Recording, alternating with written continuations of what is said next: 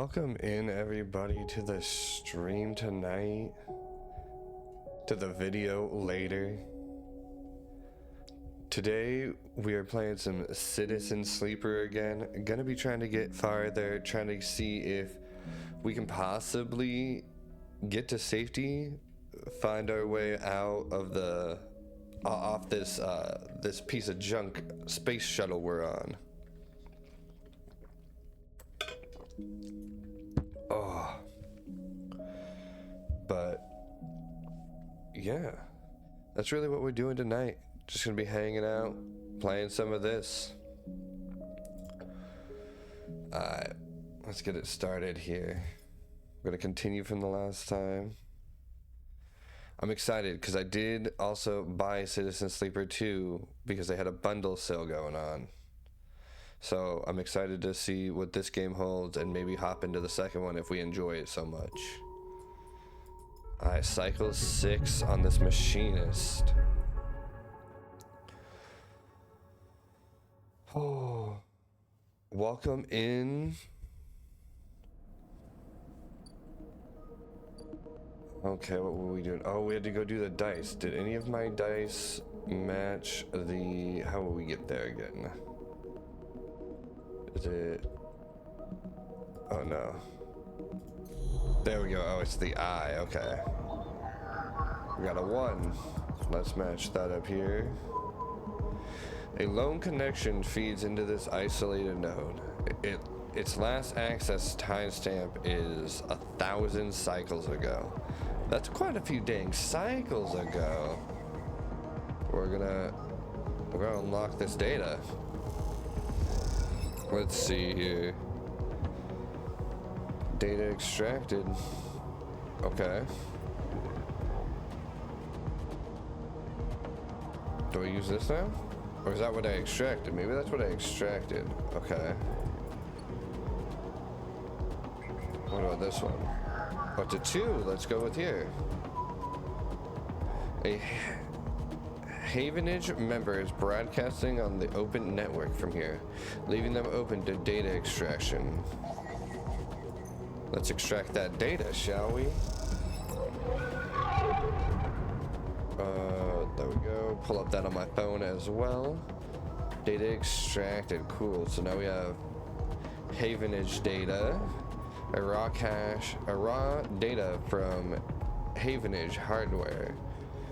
A stream of passcodes able to unlock the station's aging maglocks. Okay. As you drift back from the node, something latches onto you. A thread. Strung tight around you. It tethers you in place. A taste. The voice makes you shiver. Its source somehow both distant and close behind your ear. You see a distant glint of light shut off, and then suddenly a shape is at your side. It stalks around you, circling like a shark, like a wolf. Entity unknown. Astringent processing. We're gonna stay still. We're gonna let it process. Oh, dude, this is sick looking. As scary as that is, like, I'd be terrified to see it. Sentient protocol unraveling. Hunter, please hold. The thread around you thickens until it is a ring, a cylinder, a tunnel of light circled around you. It is blinding for a moment, and then it is gone. As it fades, you see a figure, a creature, in front of you. Its strange head flickers between different angles, reading you. What did you do? Nah, I feel like, yeah, what did you do? The shape paces around you on lithe legs, though there's no ground here to pace on. Entity identified. Origin serial cadences. Oh, sorry, cadence. The figure faces you expectantly. Sleeper S and ARP. Yeah, we're gonna... Oh, you've seen the hunter already, Pip? I bet you have. This thing looks cool. We're gonna give it my name, I think. It's asking for who I am, and if I'm a robot, I feel like I'd understand what it's asking for. Unknown, known. The figure's strange head rotates. Brackish signature of and not of attempting interface. As the figure speaks, more threads begin to spiral from its head. Thick, snaking, vine-like ribbons that flex and wave. They approach with intent. Ooh, we're gonna say stop. The figure halts its threads, its head's twitching. Entity, your identity is unknown. We only seek to correct illegalities. Can you confirm your legal right to sentience? I'm a person. Incorrect. You are an entity. All at once. Hunter's head is directly in front of yours, blocking your vision. You stink of their taste. The one from the sealed dock. Hunter shimmers with fury. I will find access. I will interface. Sealed dock. An entity hides in the rotunda. You are its puppet. Hunter extends a razor-edged thread. I will not be diverted from my task. It glows with murderous intent. I really don't know what voice I should give this thing. I probably shouldn't be a robot, I really don't think. Not with it sounding like that. We'll change that voice up. You lash out with all your force. Not a physical strike, but a focusing a spike of interference. Leaping out like the tip of a spear. Hunter stumbles, shifts, separates. Wake up. You open your eyes, blinking back into the station, shaking with fear. That was okay. We don't have another 2. Oh, that's not what I wanted to hit. Leave that. That needs a 1. I know I should probably go do some daytime stuff, but you know. This networked storage holds corporate records, most of them corrupted by a failed system purge. We're bypassing this. Extract data. We're probably in like danger zone playing with the hunter here. Solheim data. Nice. Okay. Let's open the eye.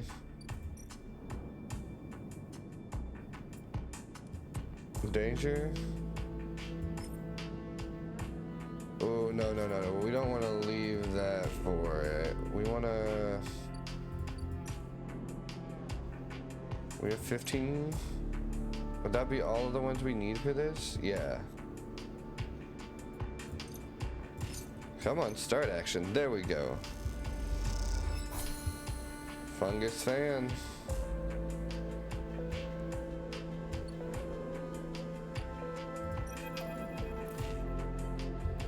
Sleeper! Ephes calls out to you, a booming voice that echoes through the corridor. Tell me a story. He throws a handful of chopped mushrooms into his wok, the fire leaping up to meet the oil. I see you. Cycle in, cycle out, but we never speak. Tell me a story. We're gonna go, what kind? Any kind. He pauses to drizzle something from a plastic bottle into the wok. But one of yours. He looks up at you. Nothing stolen. You pause. The spice is rich in your nostrils. And think about the kind of story you'd like to tell Ephes. You look at Ephes, the listener, and imagine he has heard it all before.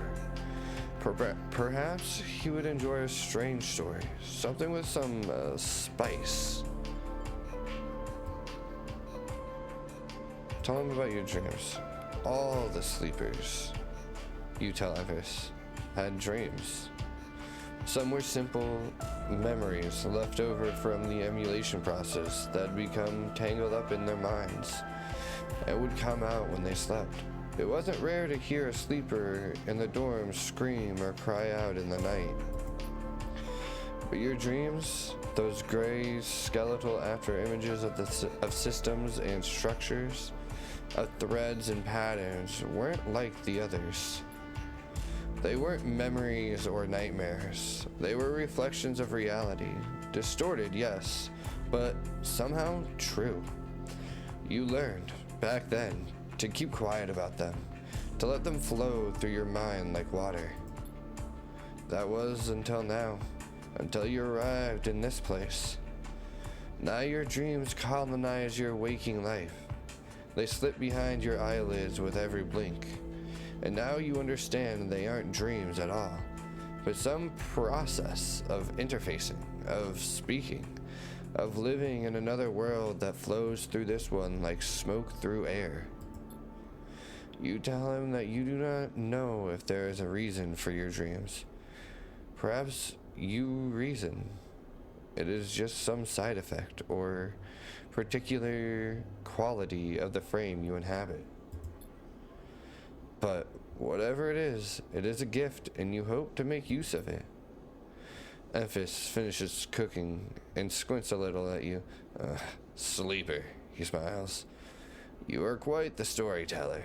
He eyes you, and you realize that he is trying to gauge how honest you have been in your story. Emphys passes you the meal he has cooked, and you take it gratefully. As you eat, he talks, a natural exchange. Thank you, Sleeper.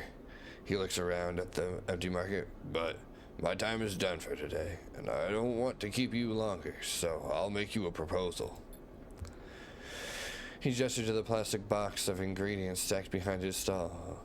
These are good enough for most, but someone told me a story that made me think a couple of cycles ago. They said that across the gap, in the Greenway, fresh mushrooms grow. Have you heard this? Ooh, I'm gonna say no because I haven't. I haven't heard anything about it, and I don't want to lie to him. Neither had I, but I trust the one who told me. Emphys begins packing up his things. Can you bring me some? I cannot cross the gap, and I worry about leaving my things behind. He smiles. I'm sure a storyteller like you could handle the trip. I will prepare them for you, and if you wish to tell it, be the audience for another story. I'm gonna agree. I want to get him these mushrooms. Good, booms Emphys. Then I will wait for you to bring them. Emphys slides his walk away and straightens up. I will prepare a recipe then. Sleeper, good luck with your foraging. You turn away and walk back into the main market, the rich taste of Emphys' food still lingering in your mouth. Stories for food, you think. A trade that seems more than fair. Okay. I mean, we could 6 it and make 19, but I think we should keep going with like a storyline somewhere. What's this one? What are we doing here? Merchants willing to run the gauntlet of helium systems are rare, but those who do always return eventually. Okay, so that's when they're gonna return. Ooh. What do we got right at the empty container? Someone is hunting you. There's a stabilizer. Sleeper bodies actively decay. Okay, yeah, we knew that. We don't want to end cycle yet. I keep trying to hit escape to leave out of menus. It's pretty bad. Okay. What do we got down this way? Nothing. Oh, the only way to get to know this shipyard is to work there. No tourists here. Okay. We're gonna go with engineer here. Come on. Okay, we got a +1 there. That's not bad. We got a neutral. And on the danger one, we're gonna go with the 6 because we're gonna get a positive anyways. Alright, and now we're gonna go back to the house. Oh, I got upgrades available. Which upgrade am I taking? Oh wait, these are two? Oh. Yeah, we're gonna go with that. Okay.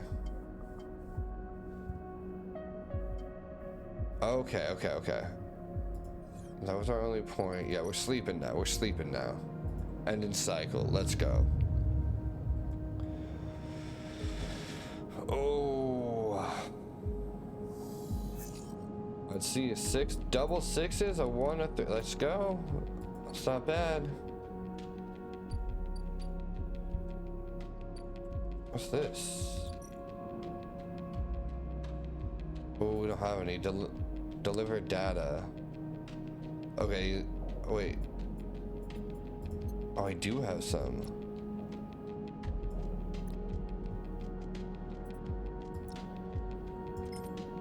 Yeah, let's start that action because this should help me level this up, right? Yeah, okay. Let's go to...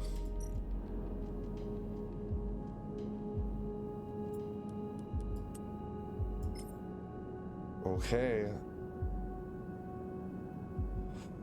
Oh, I had to buy scrap. Never mind. I don't wanna do that. Dang it. Let's go back. Let's go to this place, the shipyard again. We're gonna do this. We're gonna go with the 4 here. Try to get that 50% positive. Dang it, no positives. We're gonna start this action. And we're gonna start this action. Give us that 2 here. You know, gotta get it in there. Okay, so now we leave. And now I should have more, yeah.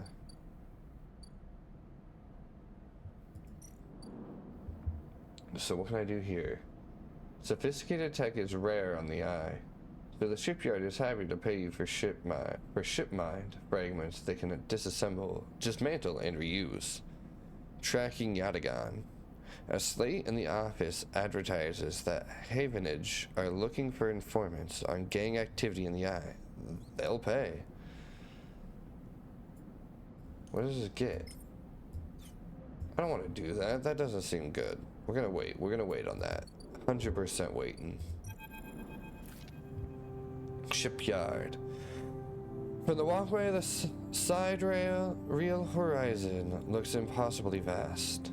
A landscape of plating and frames, along with their flanks, torches flickering. Drones maneuver, arc lights glint. The sense of scale of industry is both stunning and strangely unsettling.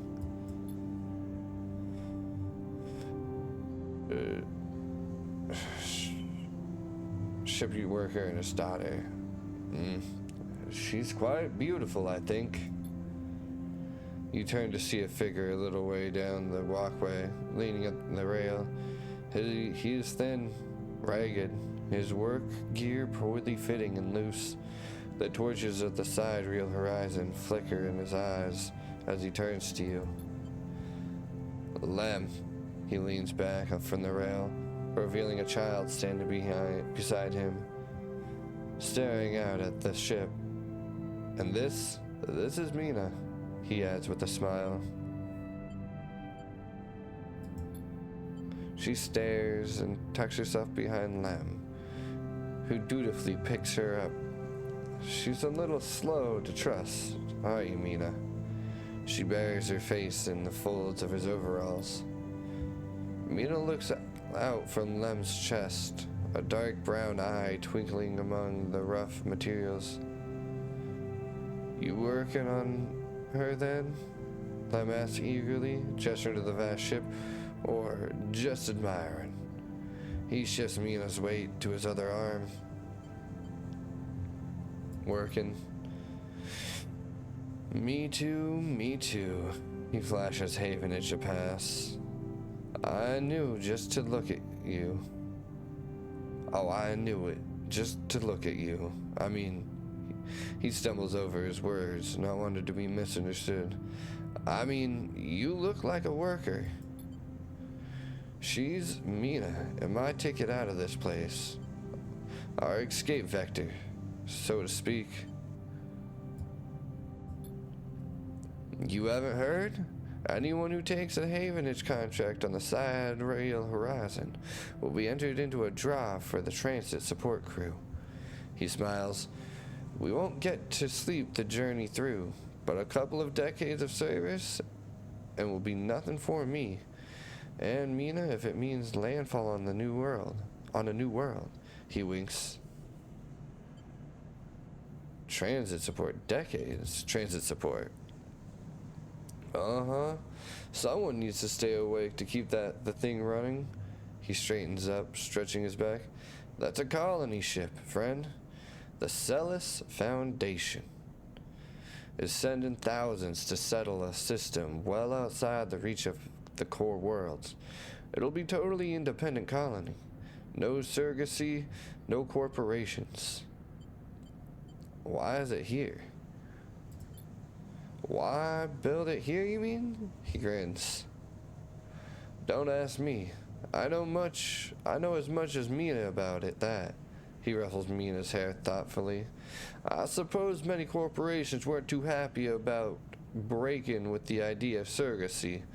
Setting up somewhere without it is feeding back to the core. Maybe Celis got locked out of the corporate shipyards and had to go begging for somewhere to set up homeless, just like Mina and me. Mina responds by pushing his hand away. Daddy, she whispers, food? Pulling an exaggerated, grumpy face, she glances furtively at you, and she plays with a set of dog tags that hang from Lem's neck. I'm just chatting a little. Meanie, give Daddy a sec. I get that feeling. I know that feeling to a T. Man, I love the story, and I hope they're doing well. Man, I hope they get out of this place. Actually, accurately, Kane, I'm here lurking while I work on stuff. Welcome in, Kane. Thank you for stopping by. I appreciate it. I'm not on the Havenage crew yet, but I'll work my way in. You can do it too, friend. We have to stick together. He smiles a little shakily. And you wonder how long he's been working to break into the official shipyard crew. Yeah, maybe. He looks out at the sidereal horizon, as if trying to pull energy from those flickering torches from the vast hole. We've got to hold out, okay? You aren't quite sure if he's talking to you? That's how it works. Wiley stares out. Mina catches your eye curiously. You agree, Mina? Yeah, we gotta keep talking, right? She straightens up and meets your eye. Daddy loves me, she says it stubbornly, daring you to question her. Lem smiles and lifts Mina. That's it. We hold on. He smiles sheepishly at you. We're just a couple of softies. Isn't that right, Mina?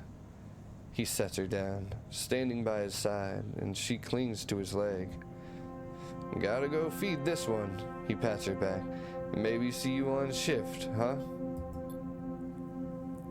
He turns and they walk down the walkway away from the shipyard. You see them talking, and then a moment later, Mina turns around and stops. See you, robot!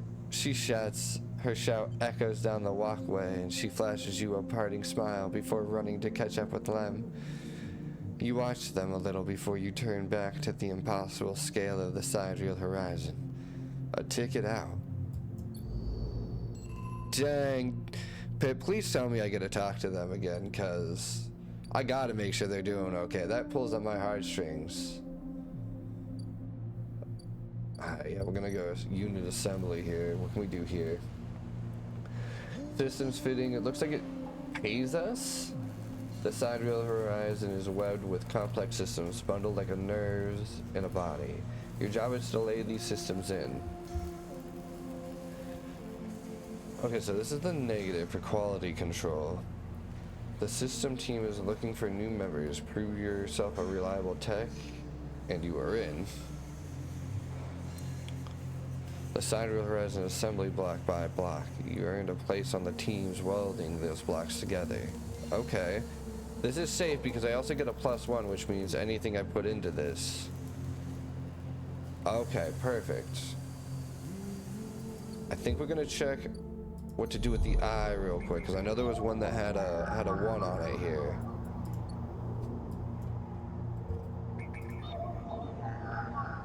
No? Oh, do they switch on the daily, maybe? Oh, no. Oh, no. There's a 1. Bypass. Unlock that data right there. Boom. And we'll do a 3 right here. This node is orbited by the remains of a corporate countermeasure broken long ago by hackers. I know we're getting closed in on by this thing. I don't know what to do here though. Do we gotta move up maybe? I don't know. We'll find out here though. We're ending cycle. Let's see. Any weird dream stories happen? It looks like it here.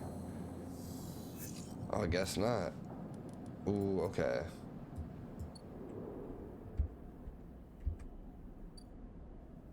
Ooh, okay, what's over here? Okay, this isn't there yet. They're not gonna be here yet. No worries. Got medicine. They want the mushrooms. I don't got no mushrooms for them right now. I don't got the money to go that way. Give Fang the data we stole. Perfect. We got 15 cryo for that. Alright, I guess we're working here. Oh, we're gonna try it. 50% negative, 50% neutral. Give me that neutral. Let's go. Neutral we got. Come on, give me that positive now. Alright, we'll take neutral, I guess. This will be a 6. Maybe I should have gone down below and got some more stuff. Shoot. But we're gonna work here, and maybe tomorrow we'll be able to get through this.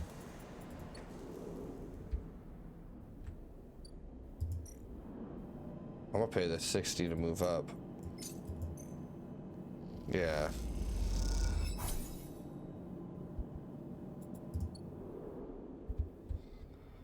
Yeah, now we can go here. Low-end ramshackle residential district. Oh, no one knows you here. You'll need to change that if you want access to the low-end residential residents and facilities. Maintained by the residents, the ramshackle blocks are always in need of repairs. Helping out is a good way to make friends. Okay, that just requires energy. That's fine. The clack of filter caps can be heard in every concourse in the low end, as the residents play rotating rounds of this game for cryo. Oh, I want to gamble. Let me gamble. I'd gamble in a heartbeat, I tell you what. Oh no. Okay, there we go. Alright, we're gonna go to sleep now. Dude, this thing's on my booty cheeks though. I don't know what to do here. I don't know how to get it off my booty cheeks either.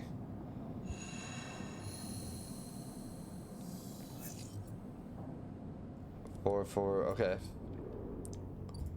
Actually, what we're gonna do is we're gonna take my stabilizers. Yeah, body repaired. Perfect. Maybe I didn't need to take that yet. It's whatever. Oh, I do. Okay, so that's how I do it. I should probably be looking at my quests here. I do gotta help Fang. I gotta get one more. It's a 2. Not what I'm looking for though. I need to get the soul lime. There we go. This is what I need. Bypass this, get Fang that data, and we can get that tracker taken off, hopefully. Leave. Oh, and that's a merchant right there? Okay. Let's drop this at Fang's Bay. And then we'll go check out the merchant over there and see what they got for us.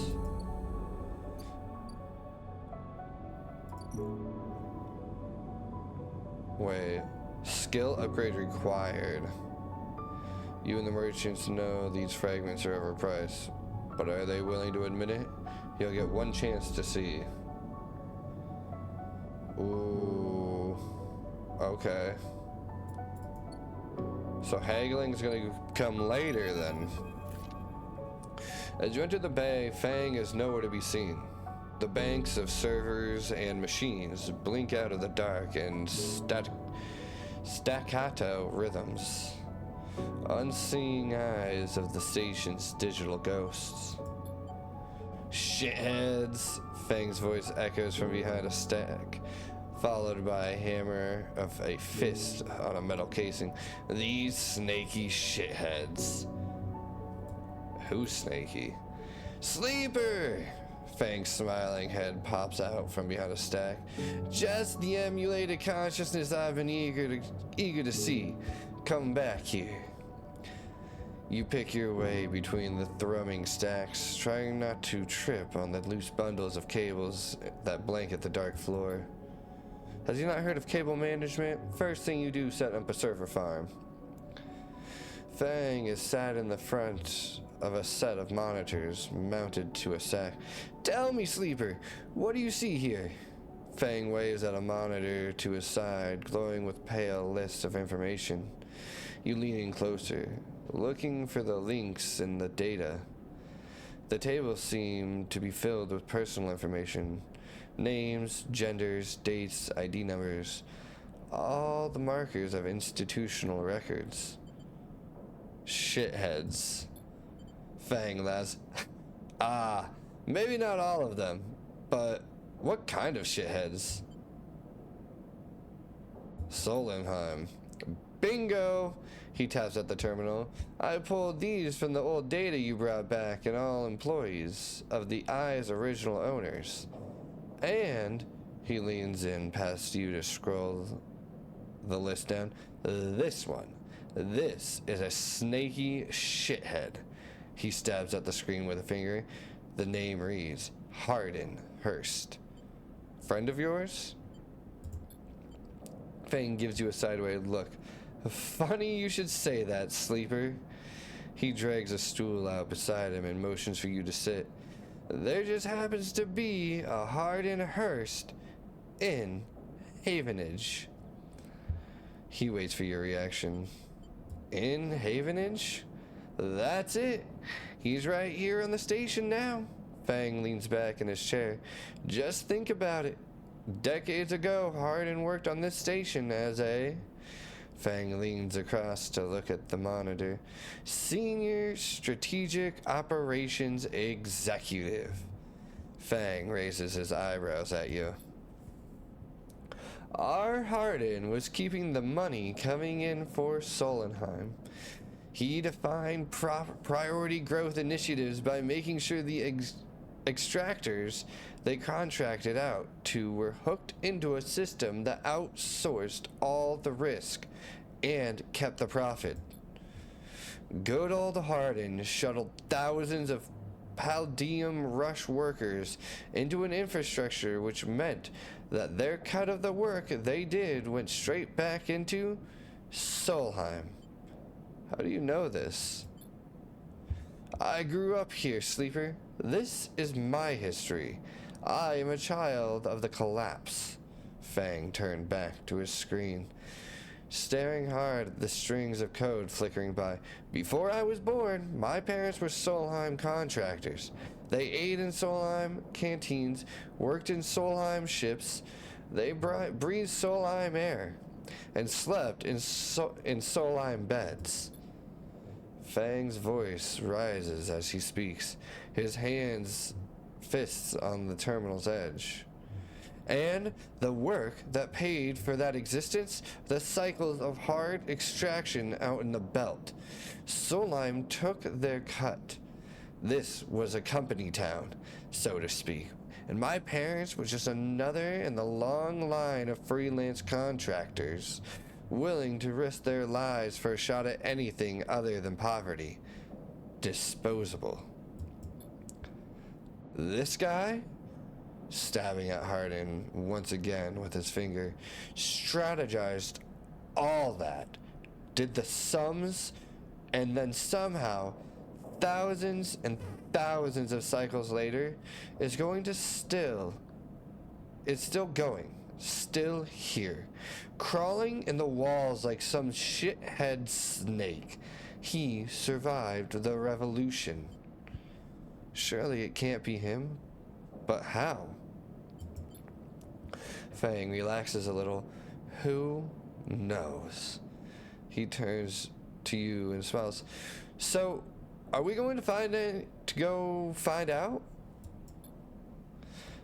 Hardin is now a big shot in the shipyards. Just a few decades back around the eye from here. Fang brings up a map of the lower eye. Havenage might be born out of Erlin's revolutionary zeal, but a flat hierarchy is not. Hardin happens to float to the top. Fang zooms in on the far yards. Fang grimaces. The thing is, I don't have access to those systems. The shipyard crew is pretty paranoid and they don't like anyone from systems digging around in their stuff. Plus, we need more than just the name of a Solheim executive. We need proof. Fang holds up a thumbnail-sized drive.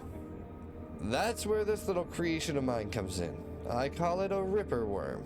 He turns the drive between his fingers. It'll rip through any digital storage and spin out a silken thread of filtered data. This one is set on the scent of Hardin Hurst. He hands it over.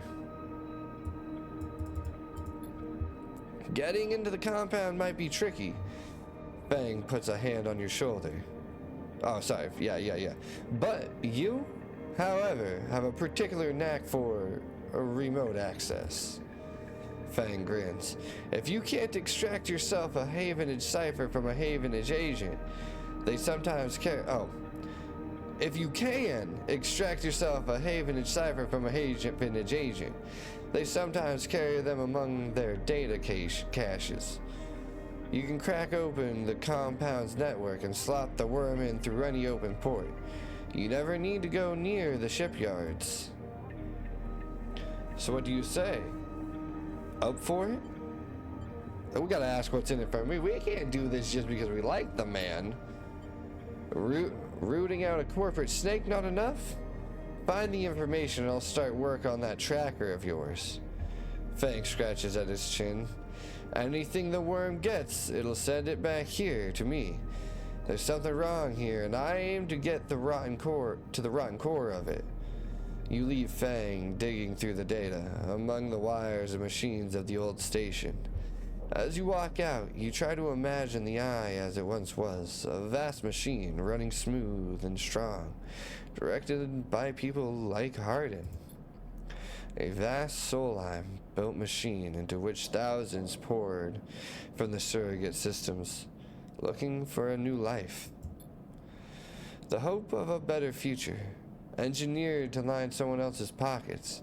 It's an idea you are intimately familiar with.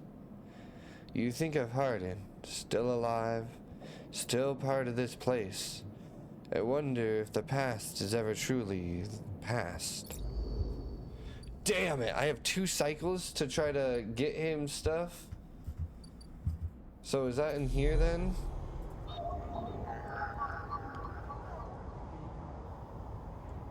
Is this what I do? Oh gosh. Or do I go back here and I can't drop anything off? Hold on. Let's go disable your tracker, toggle tracking. Help Fang with his lead. Okay.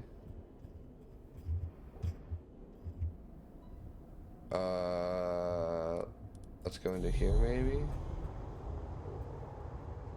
Nope, nothing in here. That's a 1 anyways. We couldn't do that. Keynode.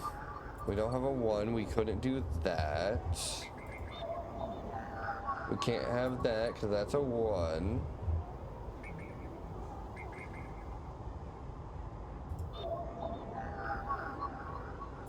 That was the one we just clicked on. My bad. That's a 2. So, okay, yeah, we can't do anything in here. So, I guess we're just working in the shipyard then today. We're gonna go here. And hopefully we get that positive. We don't have to wait, use another one here. Nope, we gotta use another one here. Dang. Yeah, we're gonna become a welder's mate. Perfect. Continue. Each shift of crowd of would-be workers gathers outside the shipyard, each of them clinging to a 4-digit number printed on a receipt paper. These are their assignment numbers, and you are either called for a shift or you aren't. As you arrive, the crowd is restless, and chatter rumbles through the lines.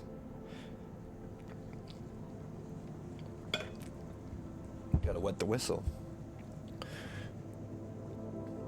For those who, like you, have graduated to the work teams, shifts are guaranteed. Having just walked out of a meeting with a supervisor where you were praised for your efforts, you feel the glow of a job well done. Yet, you can't help but feel empathy for those huddled as you pass, waiting for their number to come up. You keep your head down as you leave the shipyard, feeling a little guilty as you do. Hey, sleeper. Wait up. Lem's voice trembles as he shouts above the rumble of the crowd, and you turn to see him pushing through, Mina crying in his arms. Lem! Good to see you, friend. It's breathing hard after shouldering through the waiting workers. You made the work team. Good for you. He tries to catch his breath, stroking Mina's hair as he does. Shh, baby. Give me a second here. He smiles weakly at you as he comforts her, and her cries start to fade. Out of the crowd, he sets Mina down by his side, shiny streaks down both of her cheeks. As he does, you see he's clutching an assignment number on a crumpled piece of paper. I'm gonna ask if the little one's okay. Excuse me. She's good. We just had to rush up here. He put his hand on her shoulder and she clings to his side. Esther, who usually takes her, is sick. He stretches. I don't know. A noise sounds from the entrance. A klaxon, followed by a list of numbers growing brightly on a display screen. The crowd responds instantly, pushing and pulling as people try to wade to the entry checkpoint. Lem stops and turns back towards the crowd and then glances down at the crumpled paper. That's my number. Shit. Mina? He starts patting the pockets of his gear and glancing around. Go. I'll watch her. He blinks a little, staring. Thank you. He crouches to Mina. You were gonna stay with our friend here, okay? They're going to keep you safe, and he stands back up. Here, take her bag. He shoves it into your hands. She's got food. She's got... Shit, I have to go. He backs away into the crowd. Mina, I'll be back real soon, okay? Be good! Then Lem disappears into the rolling crowd. Who are you? Who are now trying to get into the shipyard before it locks down? Mina stands staring, suddenly small without Lem at her side. She fixes you with a dark-eyed look you can't quite read. Look at her in that oversized jacket and her body. Oh, I love this art style. It's like slightly dirty and grungy for the space station, but still super cute. Gosh, I love this. This is so cute. Hey, Mina. She holds the stare unmoving. The two parallel tear tracks still glint on her cheeks. You okay, Mina? She sniffs and looks down. We gotta stay silent. Mina glances at her feet and shuffles them a little. You unlatch the top of the bag and see a few metal containers fashioned from scrap components. A battered slate sits on top, blinking a low battery warning, and tucked beside it is a ragged rabbit, hand sewn. Take the rabbit. She has the rabbit, though.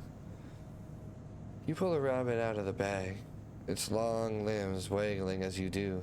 Mina goes to jump and grab it, but holds herself back. She stands and hugs herself, eyes on the rabbit. What's their name? Mina turns away and looks at the entrance to the shipyard. This isn't going well. We're gonna give her the rabbit. You hold the rabbit, and Mina snatches it from your hand. She hugs it tightly without looking away from you. Bun Bun, she says, staring you down, ferocious despite her size. Hi, Bun Bun.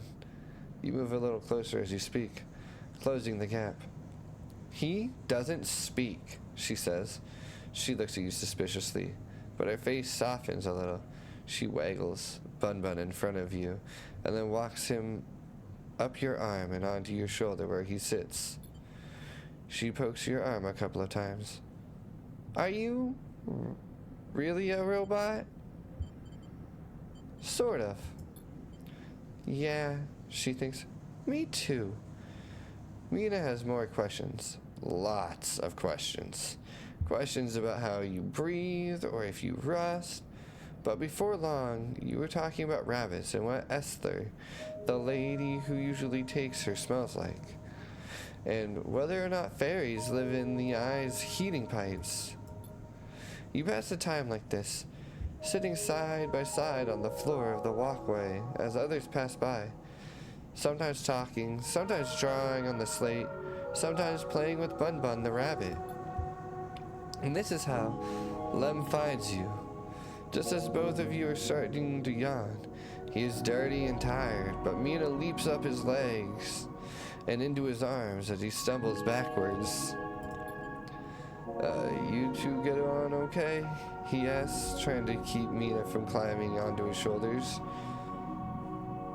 More than okay. Mina shoots you a smile from Lem's arms, her suspicion gone. Well, well, well. Looks like Meanie can be nice. He pokes her in the ribs and she squeals in delight. Thank you, friend. I mean it. He gives you a warm, wide smile. I owe you. Look. He glances around. It seems like Esther, the lady who usually watches her, is going to be out for a spell. If you ever have some time, I'd really appreciate you coming down to our place in the low end. He grins sheepishly. If you have time. But now, I have to take this one to eat. He plays at biting Mina, and she giggles in response. See you, sleeper. He waves, and they stumble off down the corridor, drawing gazes from passing spacers as Mina's laughter echoes down the corridor in upright squeals. Man, kids' laughter is one of the best laughters in the world, I swear. I swear it. Right. Give me less than a couple minutes. I will be right back. I'm just gonna go give my little one hugs and kisses for bedtime because I looked at the time and just saw it was about that time. So I will be back.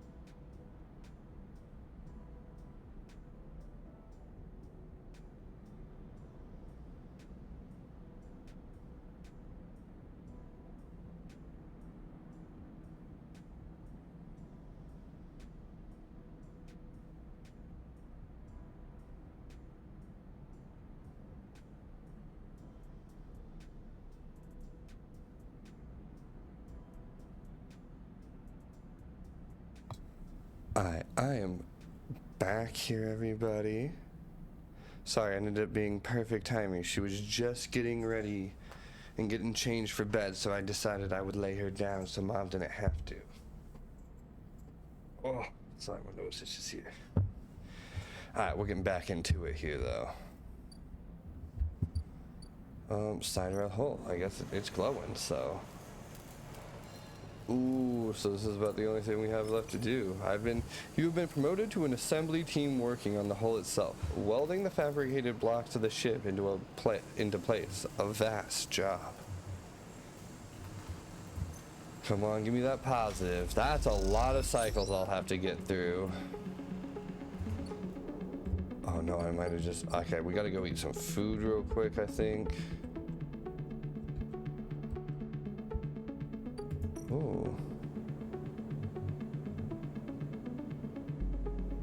Can't work shifts in a shipyard. Unless someone watches me. You two seemed to get along last time, and Lem is desperate. Unless Lem gets time in the shipyard. He won't qualify for the sidereal crew lottery. Watching Mina gives him that chance. Yeah, I'm definitely doing that. I'm definitely gonna be helping save Mina and get them out of here, hopefully, because they deserve a better life than living here. Alright, let me get that energy up. Gotta get some more fungus bot here. Boom. There we go. Energy is done. We have one more cycle before we might get SOL'd here. I don't know what happens if whatever finds us here, but... Oh, okay, good. Okay, we have some dice to mess around with now. Okay, so we have to go find him his leads. I think it's... We don't want key nodes. No, we want Havenage. Right? Is the Havenage agents? Yeah, okay. Oh, maybe it's this one. Is that not that? This gate keeps traffic out of the Havenage shipyard's internal network. The correct cipher can grant you access. So I need a... Oh, that's not a cipher. I see. Okay. Let's see if we can get a cipher out of this one then. We hope. Extract data. Let us get what we need. We got what we need. Let's go. We risked it for the biscuit, and the biscuit gave us something good. We'll take that. The gate flips. You are in. Let's go.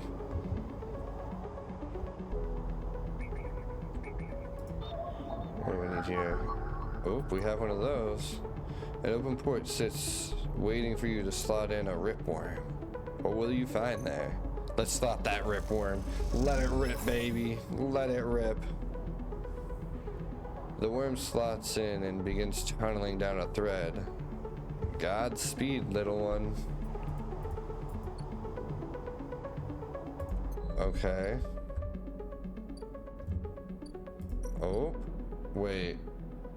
Isn't solid, but it'll take a few cycles to run through the... Am I SOL'd here? Oh no. Oh no. The spoke is a layer after layer after layer of dense urban fabric. The only way to explore it is vertically. Ooh. Okay, we're gonna go here.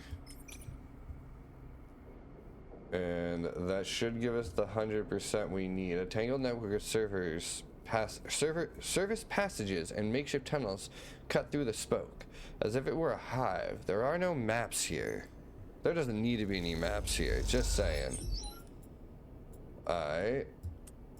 Do we try to go for that one?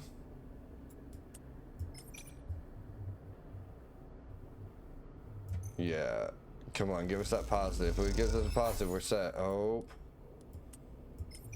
50-50.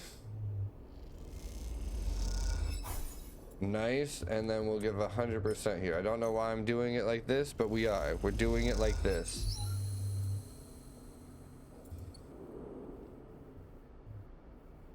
Okay.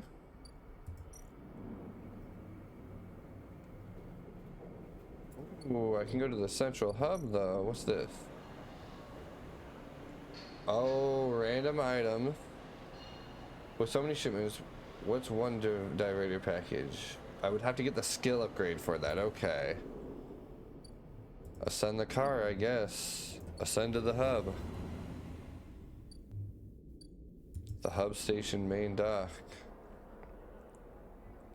Weightless wanderer. Up here there is no gravity, so even just moving around takes a while to get used to, let alone navigating the bays. So engage as -1 across the circuit system. They can be a prickly bunch, but they know the place well. Or energy, the stacked bay house of a flow of incoming and outgoing ships. The digital manifest will help you get your head around this place. It's always a risk. It's always a risk. Godspeed, little one. You ain't wrong there. Well, I'm gonna restart my creator dashboard though, see if that reconnects me to chat better. There we go. Boom. I guess we're descending now.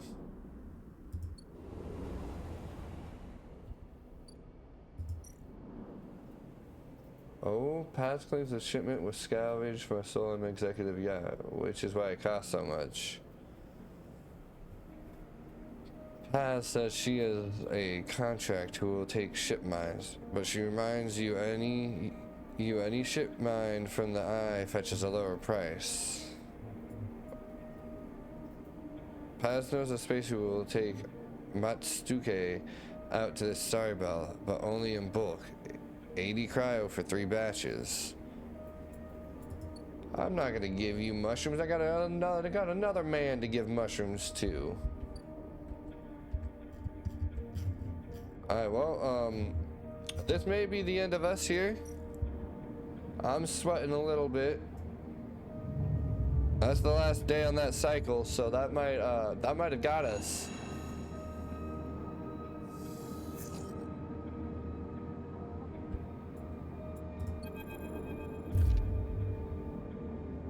Cynical bounty hunter.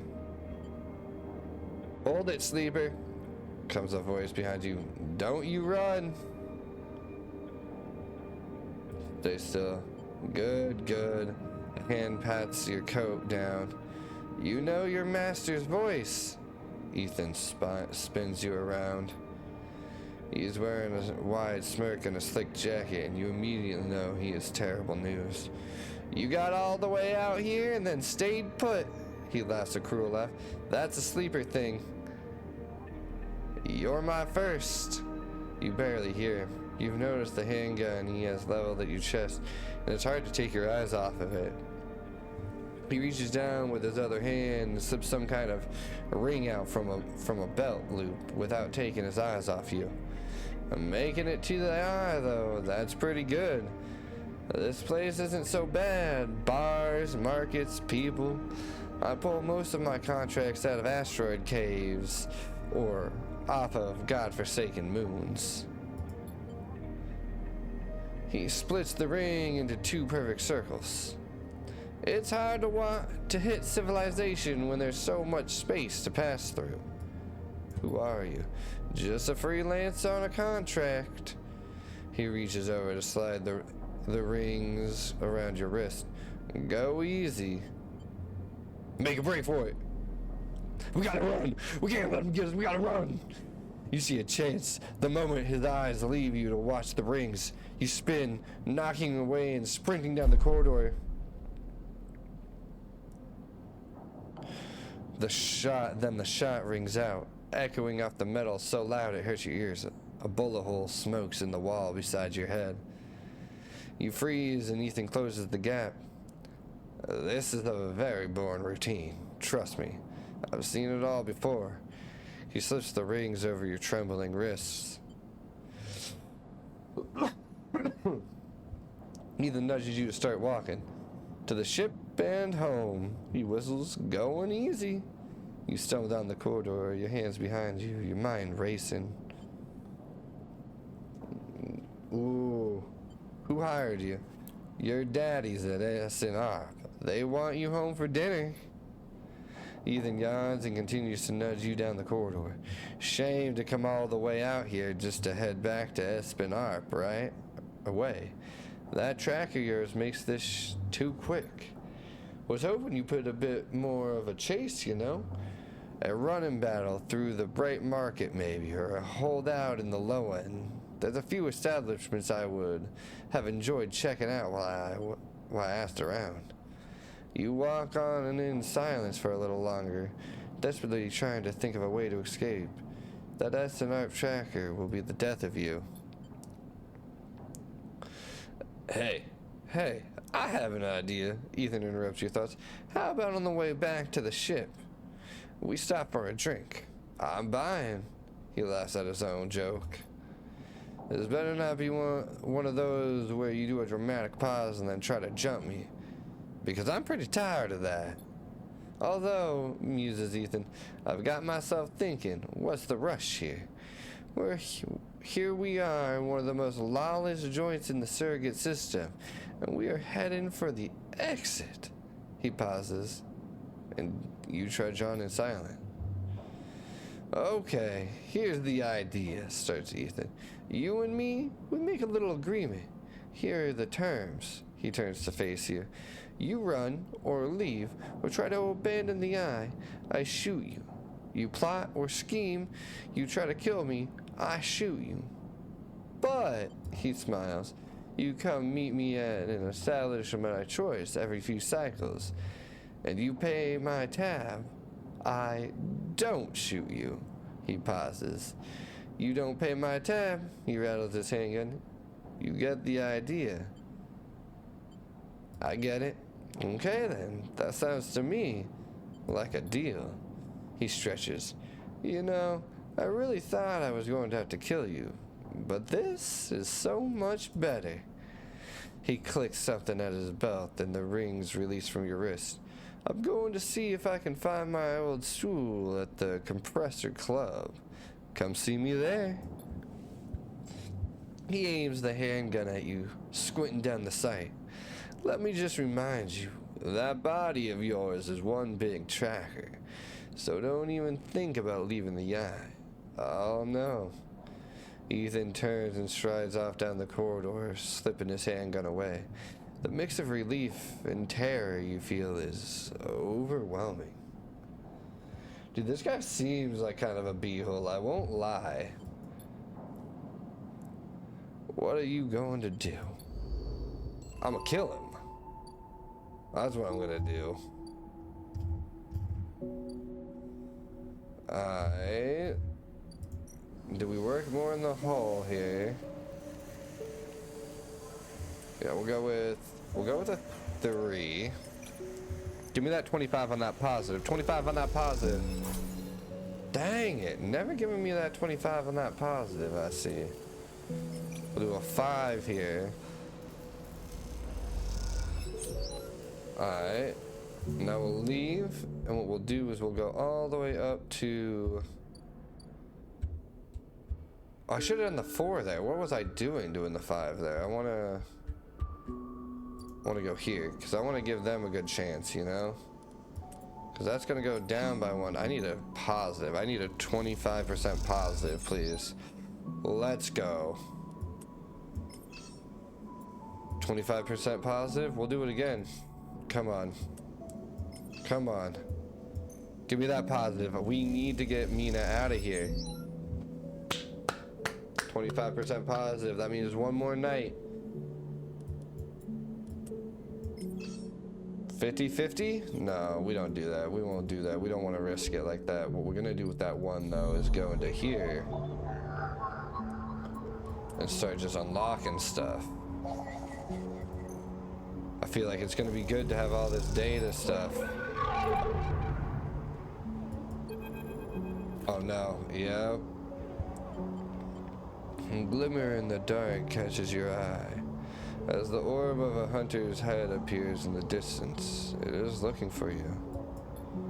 You slip down into the ghostly structures of the eye, feeling like passing through a cloud as their data structures deform and reform around you. Another glimmer catches your eye. Closer now. That roving orb, wreathed in tentacles. It flickers, jumps once, twice, and then it is here. Hunter is here. Shit! I should have run. Entity, submit to inquiry. Hunter reaches for you in that unpleasantly familiar way, its waving threads creating a caged struggle. You push against the threads as they close in, becoming frenzied as you push them aside. You are caught by whipping tendrils and feel them pulling you away from the anchor of your body. You push through the clearing of the threads. Entity, hold for processing. Comes the scream from behind, but you are already gliding away back to your anchor, your body. You awake, dizzy, distorted, but safe. I don't want to. I mean, the hunter almost got me there, but we don't got get no by no hunter this time. No hunter gonna get me today. All right, we'll end this cycle. Nice roll. I agree. We couldn't have asked for a better roll on that one. Ooh, these ones are gonna be dangerous to roll with, though. All right, we'll have to pay his debt here soon, though. Alright, we're gonna... No, because we can't get it into a positive state. We're not doing that one yet. I would rather go... where would I rather go? Here, I think. And just keep working and get those pluses on these. Come on. Nice. I'll take neutrals on these ones. 100% I'll take neutrals. Let's go. Nice. I should have probably gone in and done another thing in there, but that's fine. We made a lot there. We did good. We're gonna get some food here now. We're gonna pay for some food. Nice. And I guess we go back home. That was the end of this cycle. This cycle's going fast now.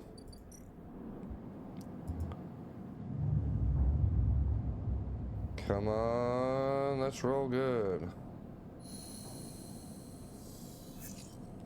I see, we don't get that last dice without it. I see. Oh, we're going straight over here. Come on, 50% positive, 50% neutral. Positive, let's get them out of here. She's asleep, whispers Lem, creeping back out of the unit's tiny bedroom, sliding the door shut as he does. You are pushed at a thin bar in the main room, the slate in front of you still glowing with Mina and your drawings from a cycle spent together. There's a ring, the only word Mina has known, with stick figures standing along its edge. The tall one is you. Drink? Asked Lem, producing a worn-looking bottle of Briole from under the bar, its contents glowing amber in the fluorescent light. Sure. Lem nods and glugs a few fingers into a couple of metal tumblers, then sits down with you at the bar. Cheers, he offers, and you clink the metal containers together. You know, we actually have something to celebrate this time around. Lem gives you a sideways look. I made the assembly team on the side reel. He grins broadly. Clearly, he has been desperate to tell you all cycle. Knew it. Lem holds up his drink. You did get there first, friend. I'll give you that. He looks away. Seriously, though, couldn't have done it without you keeping an eye on little Meanie back there. Lem shifts a little on his stool. He looks uncomfortable. How's your girl doing, Sleeper? I haven't seen much of her these past cycles. Oh, how's our girl doing, Sleeper? I haven't seen much of her these past cycles. She misses her father. Lem looks away. Yeah, he says to no one in particular. The silence stretches out as Lem takes a drink, his eyes fixed on the bedroom door. You okay? I don't think any parent in this situation is ever okay. Where they go work all day and they come home to putting their kid to bed and that's the only time they see them. I couldn't imagine. That's such a Such a painful feeling. I've had to do it before, but he nods. I can't take all the credit for Mina. She isn't actually mine. He gazes into the middle distance. I pulled her off of a refuge shuttle out by one of the Ember's moons. The colony was falling apart for decades after Solheim collapsed, surviving on next to nothing. Eventually, some of the residents tried to make it for the eye on these decrepit old shuttles. He sloshes the drink around in his tumbler. They had no idea what they were doing. The one Mina was on decompressed halfway here. Everyone spaced. The only reason she made it was someone sealed her in a weapon locker. She was ice cold when I reached her. Purple lips. He shivers. Once I picked her up, I wouldn't let go. The medics treated her with me still clinging to her. He takes a drink. Still not sure why. He reaches over and refills his cup. We weren't exactly anybody's heroes, you understand? We were private military, hired in by Conway to protect their claims in the collapse. But once I got Mina, that was it. I quit. Got us dumped here. You saved her. I'm going to sound like an idiot now, but, he sighs, she saved me. That's the truth of it. He looks around the decaying unit. It's stained plastic paint plating and flickering lights. Me, I brought her to this. She was tiny, too small to know what she lost, but I can't stop thinking about it. He rubs his eyes, dark with tiredness. What if our number doesn't come up in the draw, Sleeper? What then? The sidereal will sail off without a thought, leaving us here. What kind of life is that for her? You'll make it. Sorry. I know you don't have it any better. He looks at his cup and pushes it away down the bar. This is a celebration, right? Both of us on the team now. Both of us with a chance. Together. That's right. We hold on together. Imagine all three of us riding the sidereal horizon out here to a new world. He looks into his glass for a moment. I think I drank this too fast, he laughs. Lem stands and starts clearing the glasses into the auto wash. I need some sleep, friend. See you around. All right then. He catches your shoulder as you turn to leave. Thank you, Sleeper. I mean it, from both of us. He pats your shoulder and you slip out into the dark of the walkway with the thoughts of little Mina in your mind. Let's go. Help a friend and have fun with Bun Bun. Good robot. Yeah, good robot. Man. I hope they make it. I hope they do. Oh, Fang has something? As you arrive, Fang comes striding towards you, taking you by surprise. Let's go, Sleeper. He puts a hand on your shoulder and turns you back the way you came. Follow his lead. He steps into the passage, guiding you down ring towards the shipyard. Sorry for the hurry, but we have something of an opportunity. That data you ripped? Well done, by the way. He grins. Tells me Hardin is making a rare inspection of the sidereal horizon this cycle. It's the perfect chance to confront him outside of that compound he hides in. Fang takes a sharp turn into a dimly lit passage. That's right, it's the perfect time. Fang slows and slips into a dark service tunnel where somewhere in the black, a water pipe drips. It's him, Sleeper, the same Hardin Hurst. Our worm ripped out decades of records that mentioned him by name, an entire trail of documentation from the first days of the Solheim collapse until now. He wrote out the whole thing, slipped into Havenage when it first broke off from the Union. He paces in the tunnel, a hand rubbing at the back of his head. I need you to understand something about Solheim, Sleeper. I don't know what you know about the collapse, But it wasn't an instant as it sounds. It was like Solheim was here. It wasn't like Solheim was here, running the station one day, and the next Erlern's Union took power. Back then, Solheim knew this place was slipping away from them. As the Palladium market collapsed, they tried to keep the contractors here working. The pay got smaller, the costs higher. People like my parents were forced to work non-stop just to keep a berth on the station and water in their tanks. Solheim squeezed every last worker until the mistakes, the accidents, were coming in non-stop. As new waves of contractors came in, desperate to work, Solheim welcomed them, taking bribes instead of checking pilot licenses.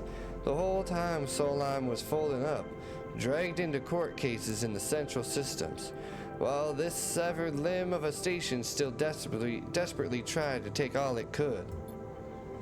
The riots came after the collision at Dock 2. A young pilot, his MEV overloaded with Palladium, miscalculated his trajectory and took out a section of the ring. Hundreds died, thousands panicked. My parents told me people were terrified, and the blame fell squarely on Solheim.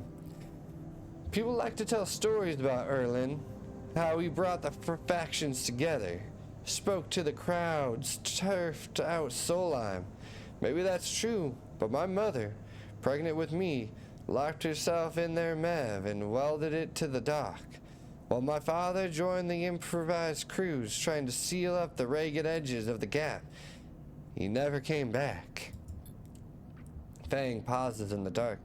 They sealed it up, though, and by the time they did, Solheim was gone, abandoning every one of us to the black, apart. Fang finally turns back to you now, his eyes burning. From shits like Hardin, shits who held their place, rode it out, and slipped into a new structure like nothing had changed, standing shoulder to shoulder with those that they had exploited at every step. Fang starts walking again. That's why I can't just let him strut about the shipyard. This time, his past catches up with him. How is he still alive? Clearly you don't know much about executives. That kind of power comes with certain benefits. Fang rejoins the main passageway, which is now wide and glass-roofed. Through the ceiling, you can see ships in mid-construction, their flanks lit by flashes of plasma torches. The entire entrance to the shipyard is ahead. Let's go. I'm with Fang all the way. We're riding with Fang. Fang grins. Let's show this shithead some consequences. He strides to the shipyard entrance and pushes through the doors. A web of corridors lead through the complex snatches of the construction bays, always appearing through the windows. Ships are suspended like whale corpses, skeletal, imposing. Fang seems to know exactly where he is going, and before long you cross into a huge dry dock locked to one side of the sidereal horizon. A network of platforms and scaffolding cling to the ship's hull, filled with workers and equipment.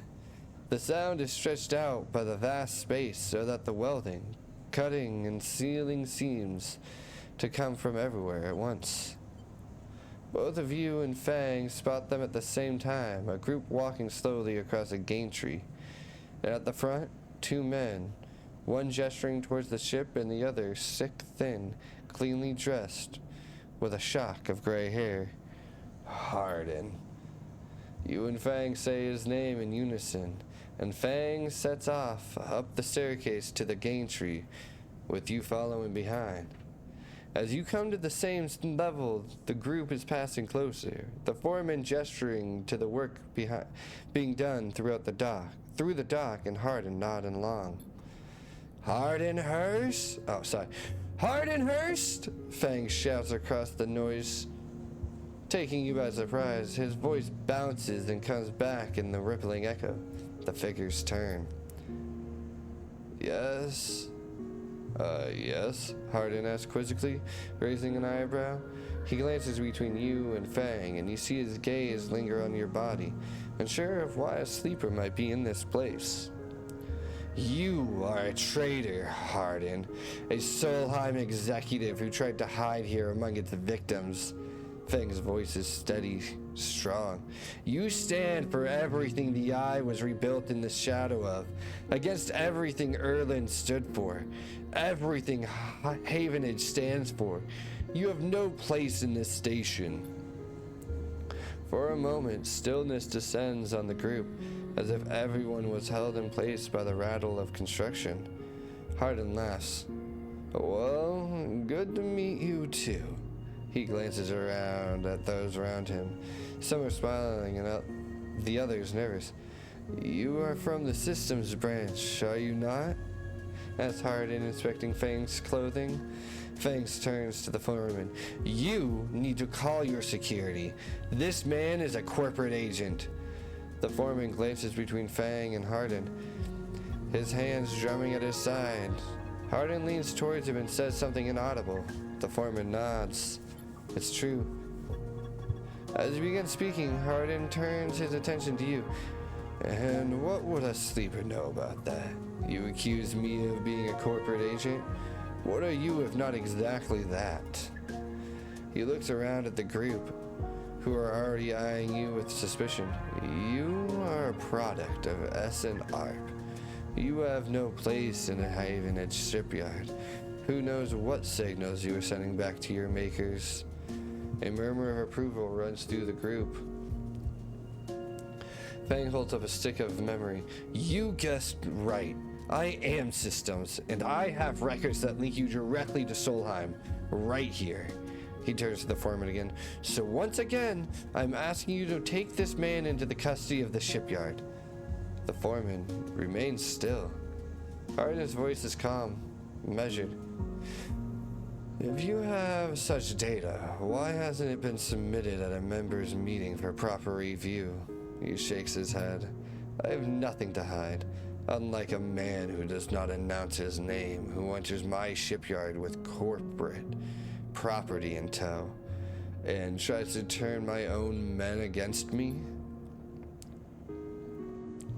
You hear it now, the echoing sounds of boots on walkways, coming from all angles at once, and then settling behind you. Please, says Hardin, submit the data through the correct channels. Then we can talk. For now, however, you must leave. He gestures behind you to the security detail, their hands on boxy black sidearms at their sides. Fang spits. Hardin, you shithead. You can't wriggle out of this one. The security officer draws their weapon and levels it. Fang turns and stares him down. Ooh, do I go for the weapon? No, we need to calm Fang down. We don't want nobody dying here right now, I don't think. You look at Fang. He shakes his head and puts a hand on your shoulder. Let's go, says Fang, and he pushes through the security, heading back down the walkway. When security has walked you out of the shipyard and nudged you back into the corridor, Fang picks up pace. You try to keep up as he slips into the shadows of an entrance. Fang is grinning ear to ear. You know, Sleeper, sometimes people are exactly how you expect them to be. Something pings in his pocket and he takes it out. On the slate of a web of connections starts drawing itself out, stretching to a set of points around the ring. Got him, mutters Fang. What's going on? Hardin is doing what any sneaky shithead always does, calling his friends. We are tracking his outgoing messages. Fang's grin looks ghostly in the uplit of his screen. The old ways are best. Spook them good enough, and they'll give you the game way. He jabs at the slate, and you see the web is being drawn over a map of the ring. Lines bouncing from point to point. All these dots. These are Hardin's buddies, the ones he is messaging right now, and we are going to find them all. That was on purpose? Of course. Hardin isn't working alone. We need the full set or nothing. Fang glances around and slips the slate back into his pocket. We better split up for now, Sleeper. But this is exactly what we need. Good hunting. With a pat on your shoulder, Fang drifts away, back into the flow of people around the shipyard entrance. You watch him go, unsure whether to be angry or impressed. Dang, okay. That's good. That is good. Let's go up. Let's see what upgrades I can get here. I got 2 points.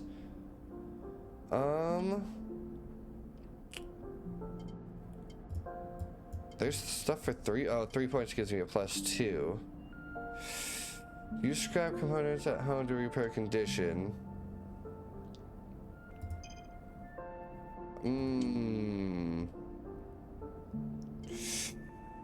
I don't know which one to go for.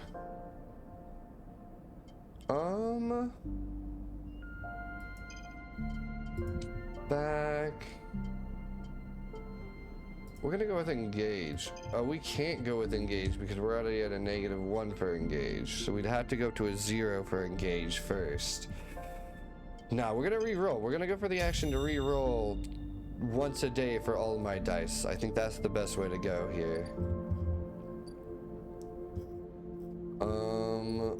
I can still work on the hull. Let's see, 25% on that positive roll, hopefully. Hey, we'll take a random scrap item. Let's go.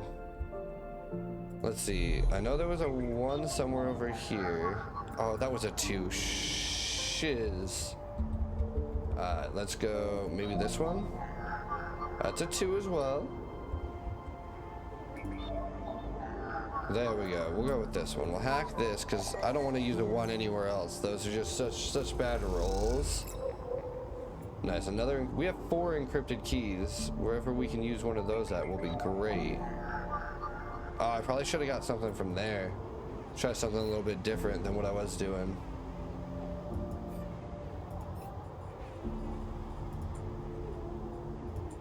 Alright. Let's go back here now.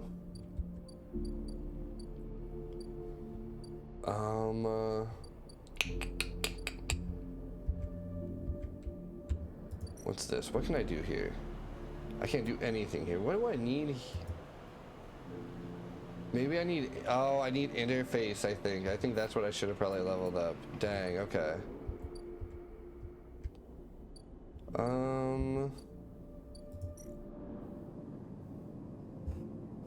Ooh.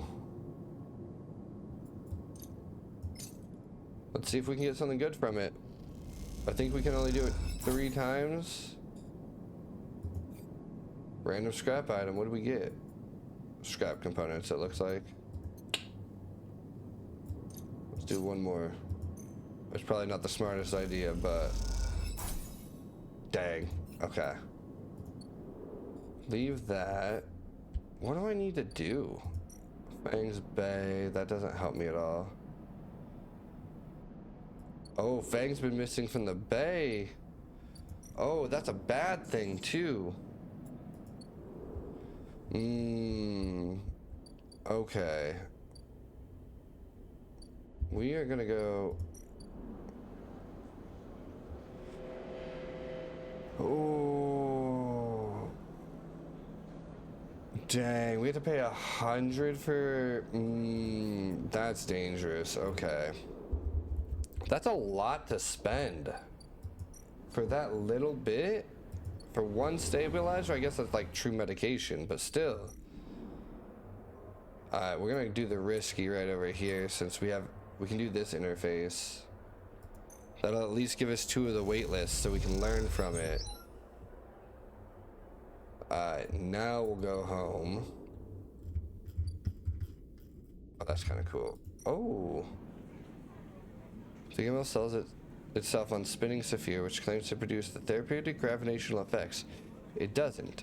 But they sell food. Hey, sometimes food's all you need. It's worth to have one on hand in case your condition drops. Yeah, I used my other one too soon, I think. I do think it's probably worth it to have one on hand, but descend to the rim.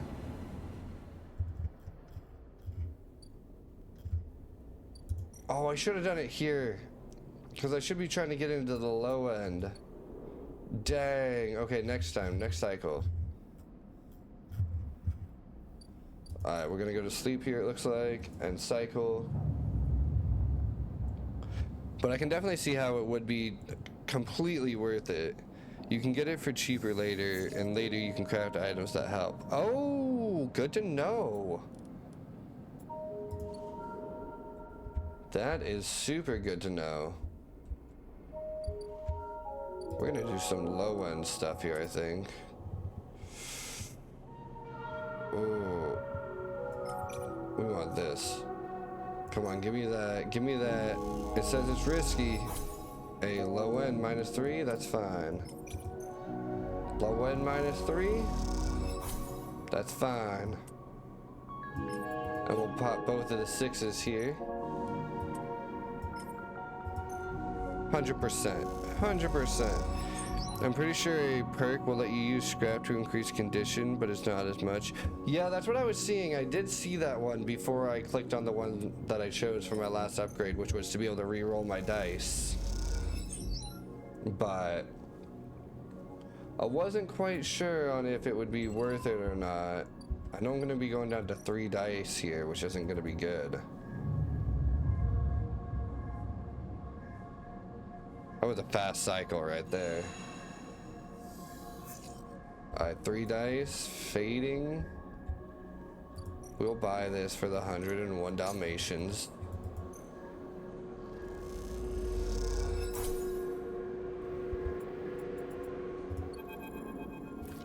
Oh! As you quickly leave the surgery, eager to be away from Toshiro's glare, you notice something wrapped around the stabilizer vial, clutched tightly in your hand. You open your hand and a thin film marked with holes and sigils unrolls from around the vial. At one end, it has a hard metal strip, a handle. Inspect the film. You hold the cloudy film up to the light. It is perforated with an ornate pattern of holes. You can make out a word among the markings. Passkey. Is this an entry key for somewhere? The metal handle is worn and pitted, but you can see a set of numbers imprinted into it. 207F, and then crudely scratched into the handle at some later date. Low end. For a moment, you consider going back to the surgery to return the key, and then quickly think better of it. Did Sabine want you to have this? Or is Toshiro passing on a message? Time to head to the low end and find out. Alright. You buy yourself some extra time. Let's go to the low end here.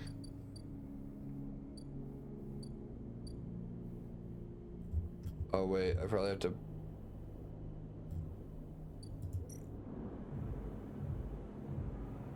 It says you have 2 days. Oh, I don't have that kind of money. Well, let's go here and hopefully there's a lot of money here.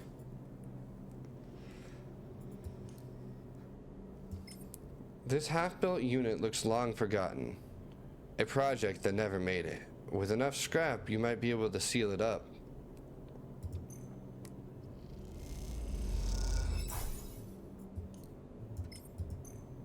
I got enough scrap to make these repairs. Let's go. I don't know if it matters if I die or not, but...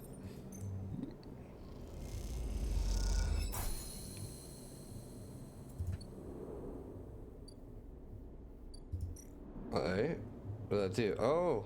With all the materials, the unit now needs sealing sections by section to be usable. It's a laborious task, but the outcome is worth it. Alright, we're gonna go here. No, I want to use that there. Dang it. Let's go here, let's go here, let's go. Boom, give me that positive. Give Daddy a new home. So it did not give me a new home, and I should actually probably go get money somehow, because I am broke. leave.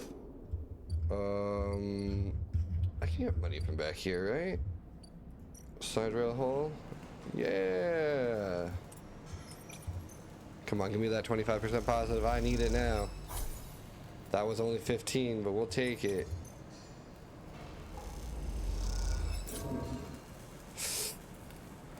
Dang. Okay, well. We're gonna go home. Feel like I should use my stabilizer right now, but I'm not going to. Not yet. But I gotta go pay my tab. If I don't pay this tab, he's gonna kill me. Oh, and now I'm starving. Ooh, this isn't gonna be good.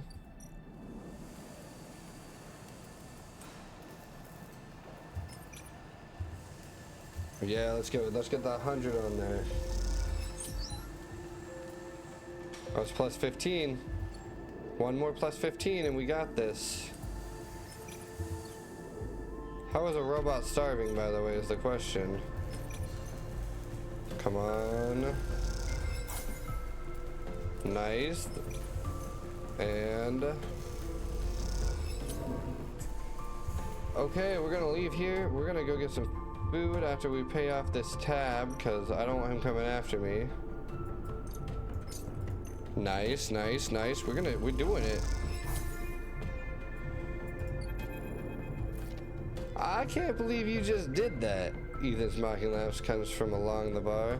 You look over to see him leaning across it in a pool of light. Empty glasses and spilled drinks glinting around him. It's always dark in the compressor. But this cycle, the place is packed, loaded of spacers mixing with the locals. Usually they run. Ethan spins a glass on the bar, or they go spending their savings on some local heavy. I have to put down. They don't pay. Wrong. Not even close.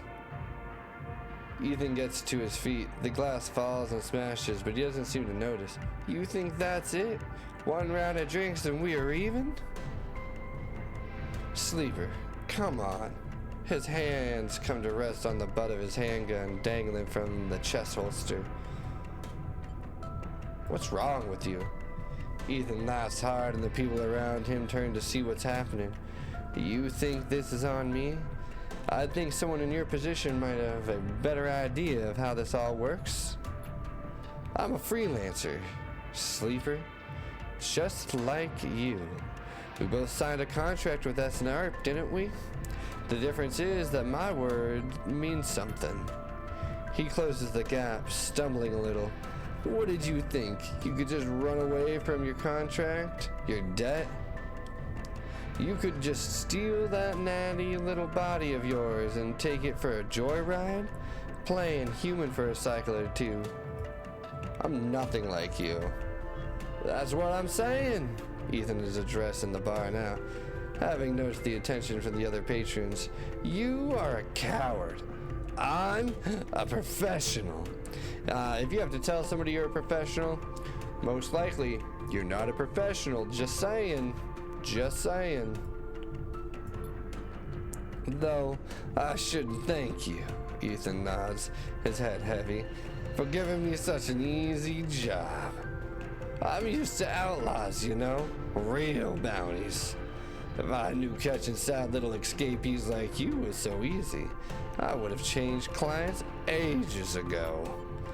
Someone shouts in the back of the bar for Ethan to shut up. He holds up a finger in that general direction without turning around. Shoot me or let me leave? Oh, I see. Toughening up here. He gestures wildly at the crowd. Thumbs up or thumbs down, folks?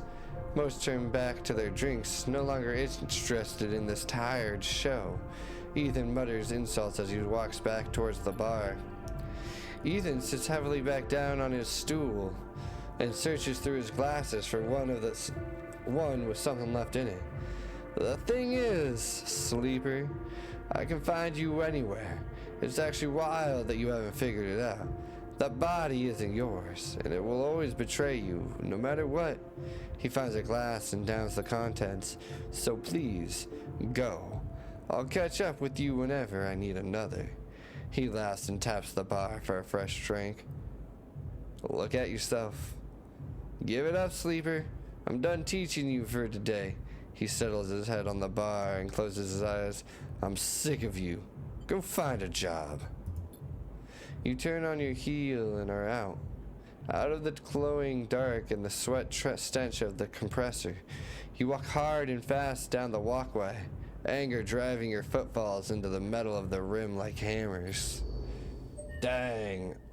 Oh, dude, we're getting upgrade points like crazy right now. Okay.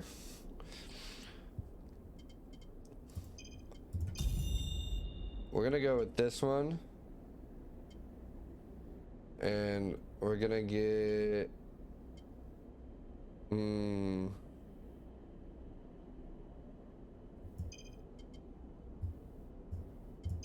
gonna go with that one. I think those are both good. We are starving, so we're gonna go to install here. Pay my little little monies here. Alright, and then we're gonna leave. I think this is gonna drop me down to 2, which is an issue.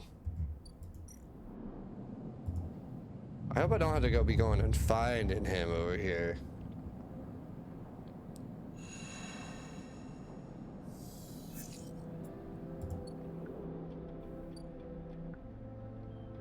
Oh no. It's been more than a few cycles since Fang confronted Hardin, and the silence since has been noticeable. In your time with Fang, you haven't exactly found him to be reliable, but you did expect to hear the end of whatever plan he put into action. But if he won't come to you, you think, as you approach the Havenage building, then it's time to come to him. After all, he did promise to fix your tracker, and you're getting nervous. As you approach the bay doors, you see them wide open. The light pouring out of the once dark room. Stacks of servers and terminals sit outside the bay, suddenly robbed of their mystery by the bright flood lamps. A figure in the Havenage security fatigue steps out of the bay as you get closer, carrying a stack of hardware. As you get closer, you see the security officer taping up machines from Fang's stash with what looks to like hazard tape. This isn't good. You again. Hardin is there, leaning beside the bay entrance so calmly that you barely notice him. He has a slate in his hand and an inventory of seizures scrawled across it. Predictable. Future evidence of Fang's collusions.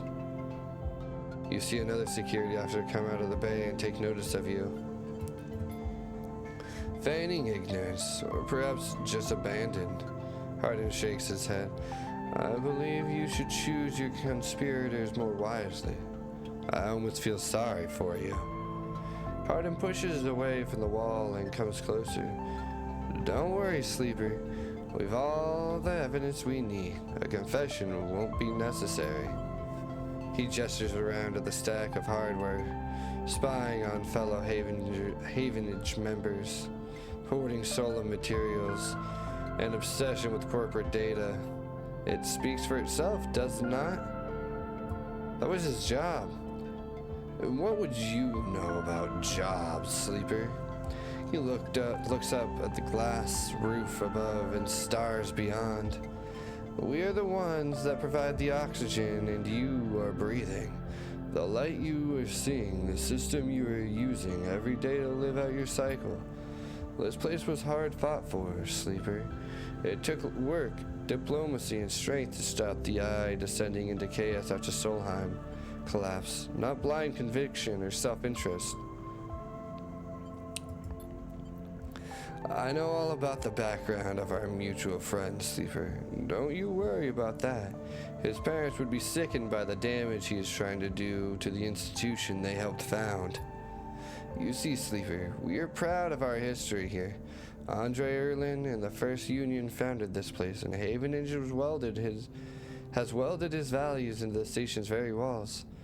We will never turn away the hard-working, the just, the true citizens of the Eye.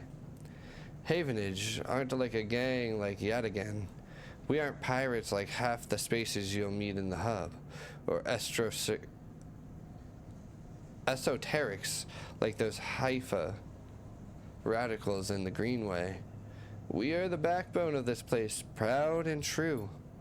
We named Erlin's Eye, Sleeper. This is our station. He meets your eye. So please, take your false accusations elsewhere before I decide I need that confession after all. History will catch up with you. I'm not afraid of history, Sleeper. We are making it here, cycle by cycle.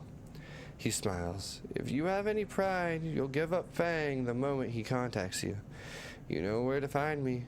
With that, Hardin turns his back and walks back towards the security officers, ordering them to continue the clear out.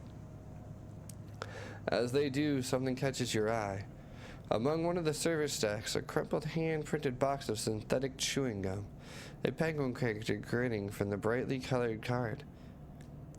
Scrawled onto it, a speech bubble reading, "Take me to Tambor." You carefully pocket the box, making sure no one is watching, and then turn away, just as another stack of servers is wheeled out of the bay. What have you done, Fang? And where the hell is Tambor? Oh man, the stories, they thicken, they thicken. We're gonna unlock this apartment here. After this cycle though, I probably will be calling it for the evening, but we will see.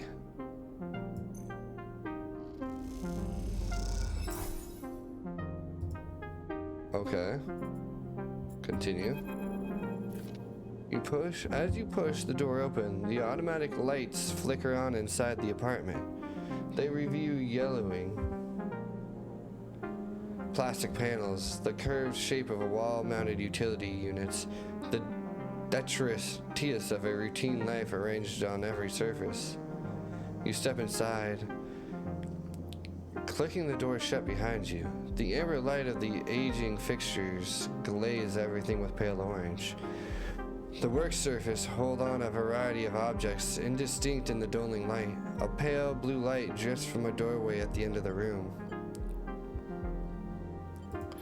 smudges through the thin layer of dust suggests a recent, rare, and hurried visit. They trace a path to the water dispenser, the outwash, then to the cabinet still half open. On the shelf sits an empty pill case. You cross the cramped utility room with its auto wash dispensers, water closet, towards the doorway. Through the doorway is a dark, warm room. It's only by the faint glow of a terminal screen. Inspect the room, obviously. A bunk is tucked into the wall, the blankets ruffled. A wall desk glitters with rows of vials and containers. A briefcase lab sits open, loaded with rows of reagents and compounds you do not recognize. In comparison, this room is clean, ordered, controlled. As you approach, there's a crackle from somewhere in the dark. Sleeper. Sabine's voice shakily echoes through the apartment. Welcome to my home. I'm sorry I can't be there. I've had to make alternate arrangements. You hear rattling noises, static. I was able to record this message, but I don't dare show my face. Something is happening within Yatagan. I no longer trust them.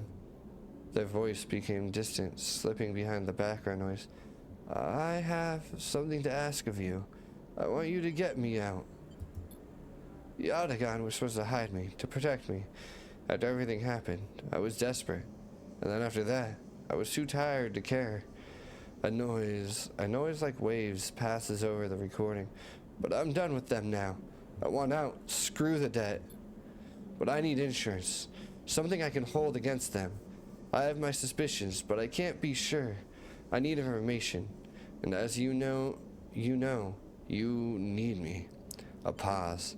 Something clicking in the dark. This isn't a threat. You have to understand my position here. Another pause. I know sleepers. I have been here before. I can help you, but not with the Yatagan's noose around my neck.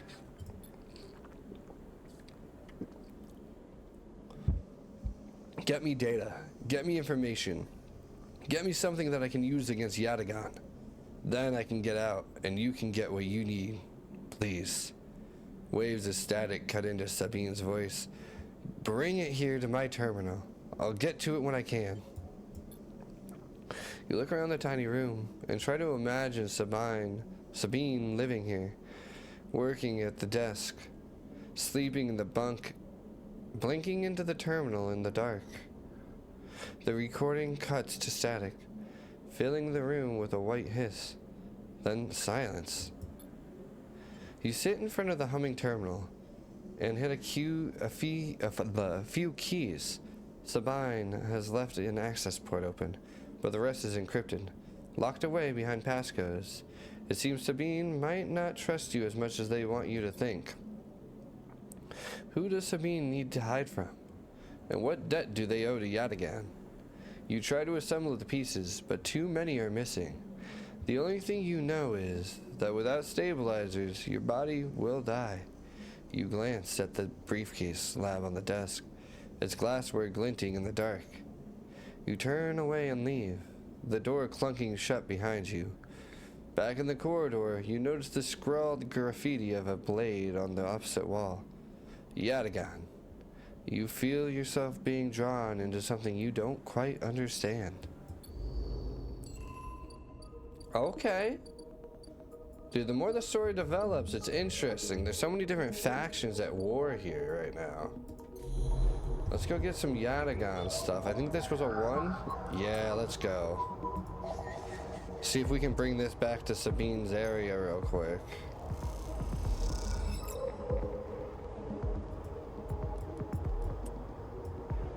Oh, okay.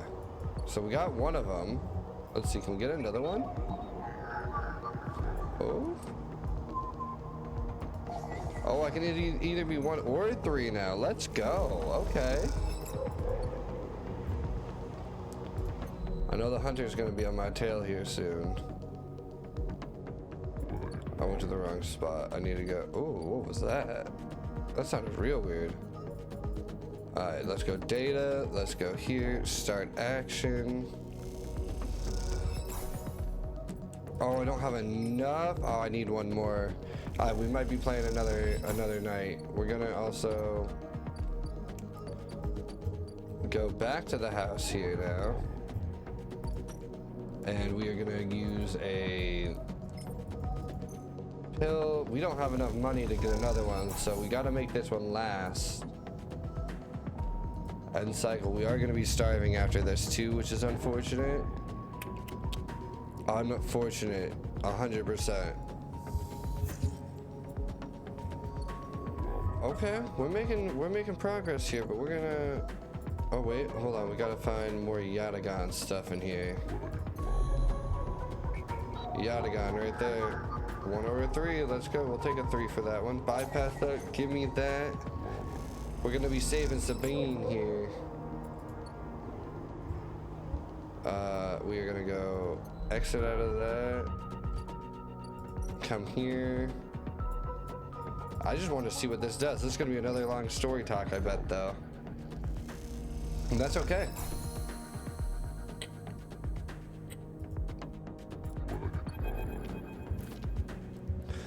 As you turn away from the terminal, the final cache of the Yatagan data uploads. The air crackles with white noise. Sleeper. Sabine's voice, weaker than before, comes through the haze. Sabine? I don't know how to say their name properly. A sigh of relief comes through the layers of noise. The call must be coming in from somewhere on the station. This has to be short. I don't know if Yatagan are monitoring me. Their voice is hushed, distant. You try to focus on it. The data you've been bringing in from the Yatagan agents, there's something in it I don't understand. A shrill howl rattles through the signal. This data is all gleaned from their implants. Records of integration with their nervous systems, performance analysis, error rates, usage data.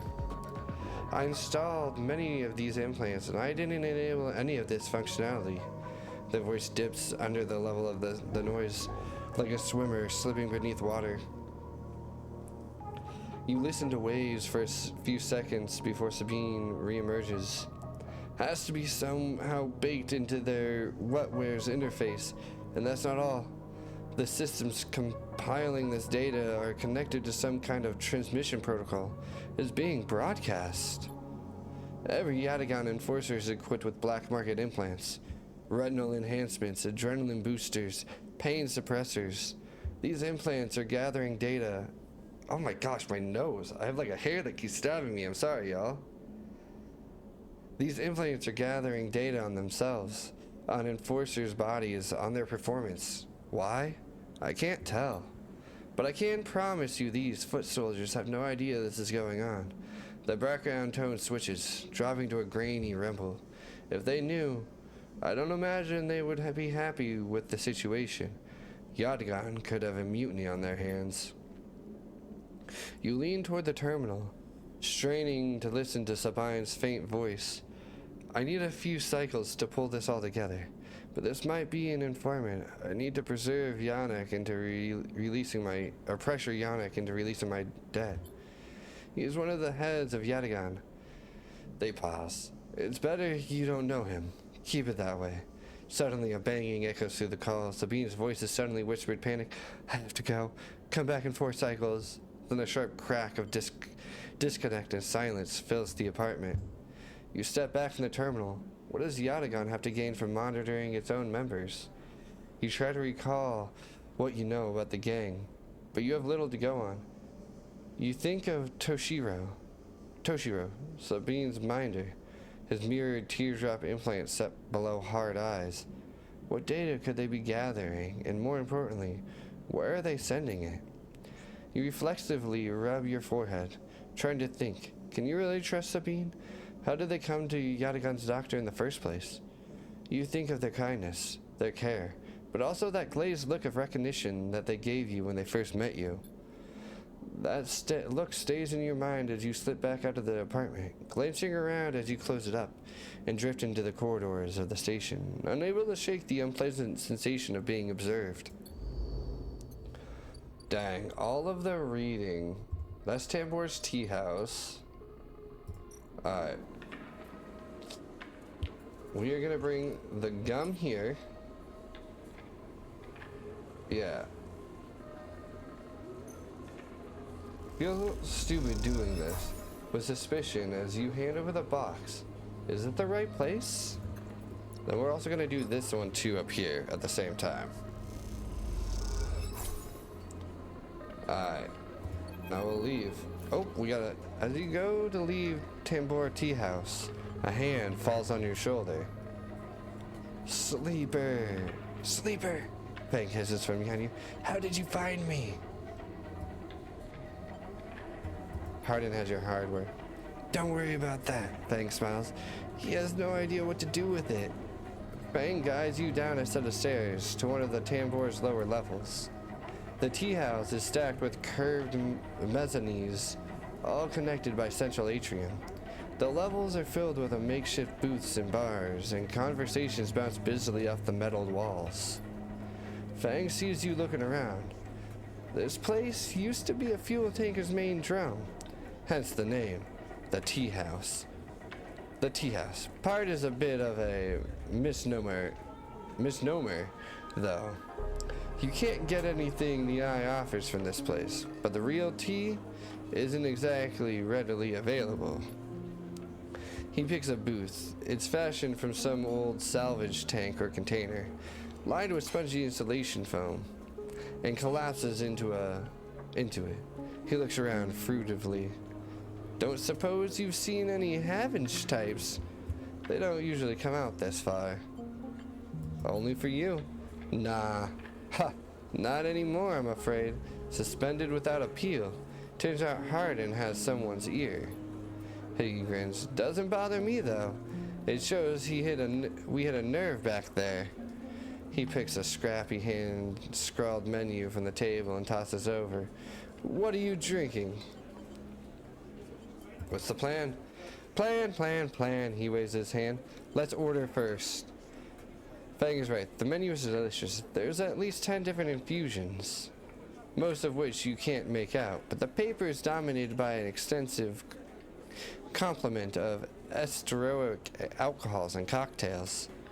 Black tea is listed without a price as a seasonal specialty. So you ran into Hardin. Was he pissed? Fang doesn't wait for an answer. That snake is so self-righteous. He might actually believe that Erlen would approve of his meritocratic bullshit. He taps the table. If Havenage was like it should be, like it was founded to be, they would have shouted him down they would have shouted him down at any council meeting he dared mention true citizens. He sighs, but I guess his kind run the place now. I mean, people like that run the place everywhere in all honesty, so... A young woman with a vine tattooed snaking up her arm turns up at the booth, a slate in hand. Your order? You skim the menu, your eyes glazing. Time to pick something. Ooh. We're gonna go with a kelp infusion. That sounds healthy. She nods and notes it. And you? She begins looking to Fang. But when she sees him, she suddenly stops. What the? Fang shrinks a little. You're supposed to be working. This is your shift. He grins sheepishly. You work here? Fang waves you to be quiet. Look, Jenna. Let's just say this is my break. My friend here has been through a lot. Jenna looks down between the two of you. I'm gonna cough. Jenna gives you a look like hard vacuum. 2 minutes, says Jenna, pointing at Fang, and only because I don't want to get dragged into whatever this is. She gestures at the table and walks off. What? Fang stretches out in the booth. You know how it is. We all have to eat. Plus, he leans in. This is the best place around here to find a person you might be looking for. What? Fang sighs. Remember that web of connections that Hardin pinged the moment we confronted him? Those are his collaborators. And if we want to understand what a Solheim executive might be getting up to on the Eye, those are the people we have to find. Fang is almost whispering now. There's a couple of them I suspect are in the low end, and while almost everyone in the low end comes through this place at one time or another. He brings a modified slate out onto the table. I set this up so that when anyone with the network signature I'm looking for comes into close proximity, it'll mark them. Once they are marked, we can break through their access protocols and get at the good stuff. We just have to find them first, hence me moonlighting as a waiter. Suddenly, a smile grows across his face. Wait, I have an idea. Oh no. Look, I can't cover enough of the low end on my own. So far, I've had no matches in this place. With two of us, we can cover more ground. What am I getting into here? Well, Fang has a hang dog look. We need to get you out and about in the low end, in close proximity to as many people and residents as possible. And it turns out my friend Minji needs some help with deliveries. As in Minji Express. So you already know him. Perfect. Fang places a tiny receiver on the table. This connects to my slate and runs the same marketing protocol if you get near any of our targets. So all you have to do is take some delivery shifts for old Minji, and soon enough, we'll have the place covered. Bang. Don't give me that. You think I like working here? And I thought you could use the tips, he grins. We are in this together, right? Right. Okay then. Fang slips his slate under his clothes.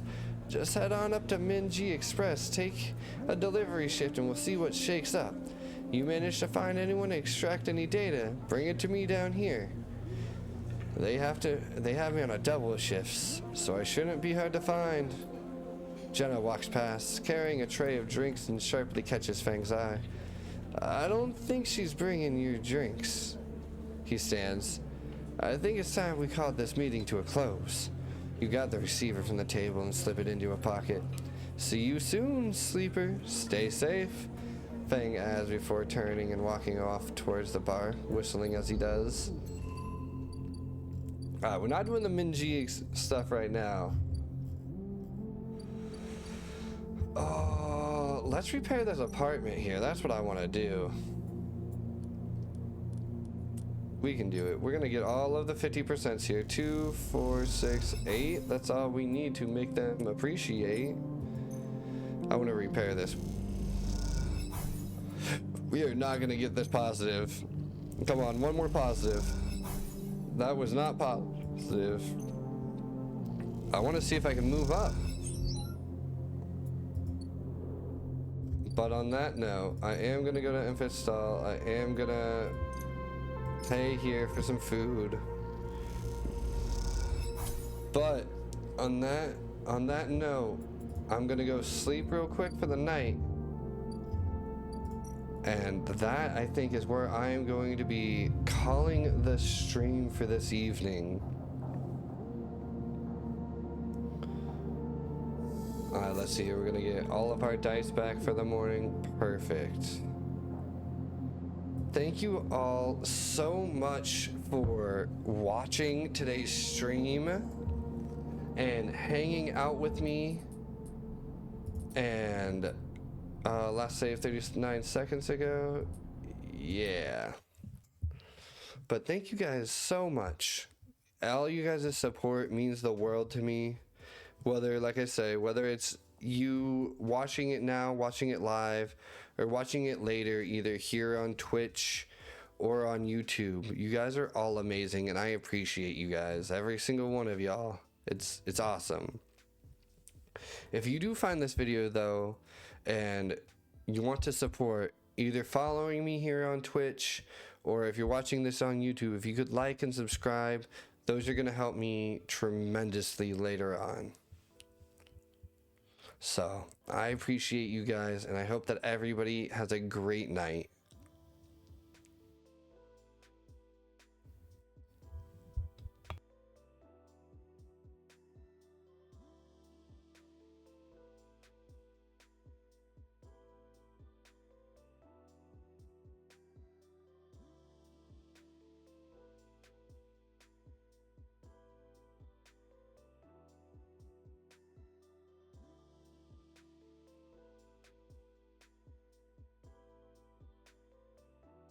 Good stream, brother.